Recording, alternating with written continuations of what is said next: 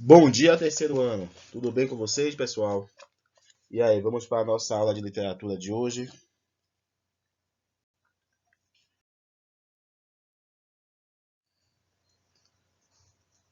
Já deram uma olhada lá no site da escola, uma pesquisa para ser realizada.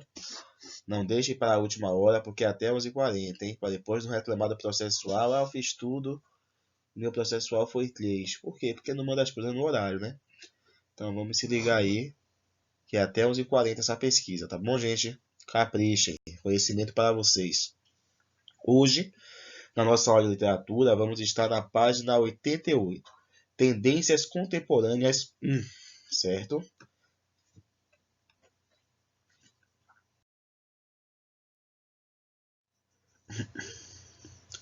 Então, gente, na literatura, quando fala de contemporâneo, não quer dizer exatamente que é agora, que são produções literárias de agora, do momento que estamos vivendo.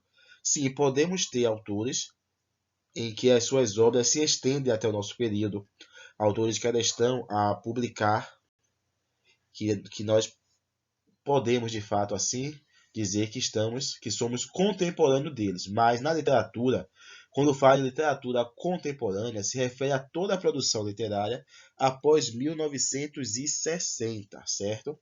Então, depois de passarmos pela primeira fase, segunda fase, terceira fase do modernismo, nós chegamos assim à literatura pós-moderna, ou literatura pós-modernismo, que é justamente o período contemporâneo da literatura, a partir de 1960 até os nossos dias. O que é essa literatura contemporânea, essa literatura pós-moderna, pós-modernismo, objetiva?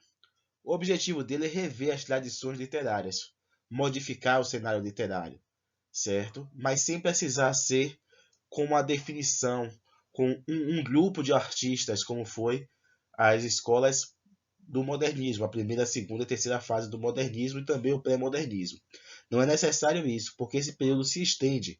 Então nós teremos diversos artistas, diversos autores que apresentarão suas mudanças, suas inovações, seu jeito de escrever, seu estilo, suas características, mas sem precisar levantar uma bandeira de modernidade. Então esse período é chamado de literatura contemporânea.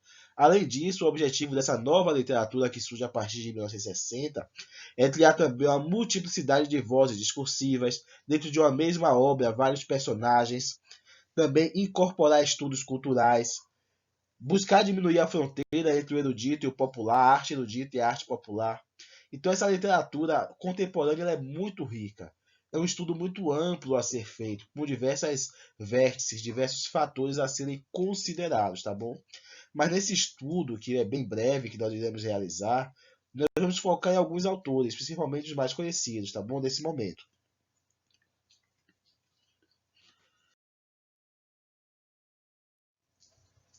Na prosa, pessoal, nós apresentamos assim uma vasta modificação, certo? Os autores eles podem se apropriar de modificações realizadas por artistas de momentos anteriores e implementar aquilo que já era produzido com o momento atual em que se enfrenta. Também podem o que analisar os erros, as falhas de artistas anteriores e produzir uma literatura com a melhor qualidade. E entre esses, nós podemos destacar Outland Dourado, que em sua produção revelou uma preocupação constante com o próprio processo de criação literária. É interessante que Outland Dourado, as obras dele seguiam uma linha, em que os personagens de uma obra estavam em outras, as obras estavam relacionadas. Ele até tem uma questão dele que ele se refere a ter duas pontes. Na verdade, essas duas pontes estariam localizadas em Minas Gerais. E essa característica dele de retratar as obras em Minas Gerais é chamado de mineiridade. Então é um autor de destaque na prosa pós-modernismo. Além dele, nós temos também a Lígia Fagundes, que produziu obras com o objetivo de analisar as escolhas humanas, uma obra mais psicológica e tudo que caracteriza a condição humana. Temos Rubem Fonseca, que aborda a violência dos centros urbanos, isso com um olhar bem jornalístico, certo? Um tema que dificilmente seria abordado por artistas anteriormente, mas devido ao momento social, já que aqui estamos falando de um mundo já pós 1960, então Rubem Braga pôde analisar essa questão da violência urbana e transformar isso em literatura.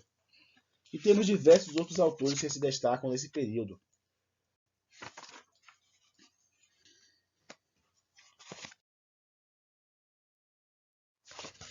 No teatro, gente, nós também temos muitos destaques nesse mundo pós-moderno. Isso porque surge também nesse momento o poder televisivo. Então, os autores, os artistas, quando iriam escrever, também passaram a ter essa preocupação de como aquela peça poderia ser representada, como aquele diálogo poderia ser encenado. E aí surgiu, de fato, um cenário bem mais amplo para a dramaturgia brasileira. E nós temos autores muito conhecidos pelo público brasileiro, como Ariano Suassuna. Quem não conhece Ariano Suassuna, né? O Alto da Compadecida. Você já deve ter assistido diversas vezes esse filme, até mesmo em Sessão da Tarde, já riu, já imitou um personagem.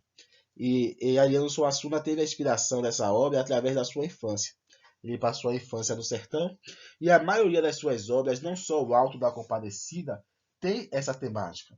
A sua primeira obra foi Uma Mulher Vestida de Sol, e o Alto da Compadecida já foi em 1955, que foi o que projetou ele no cenário nacional, foi o que colocou ele em evidência dentro do cenário nacional. Essa temática religiosa é sempre abordada. Você lembrar das cenas do Alto da Compadecida e das características de religiosidade de cada personagem, você vai perceber que é uma característica muito importante e que fundamenta a história criada por Ariano Suassuna.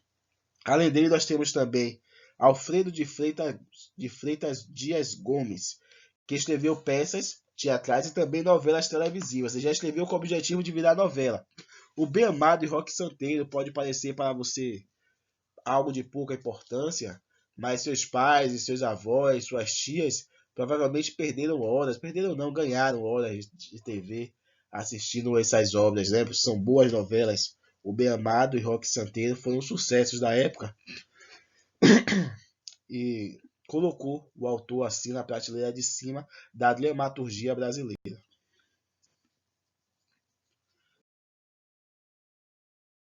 Atividade para casa, hein, gente? Não esquece de fazer a pesquisa. Atividade para casa, página 93, 94, 95, 96 e 97. Tá bom, gente? Muito obrigado pela atenção, por estar acompanhando as aulas.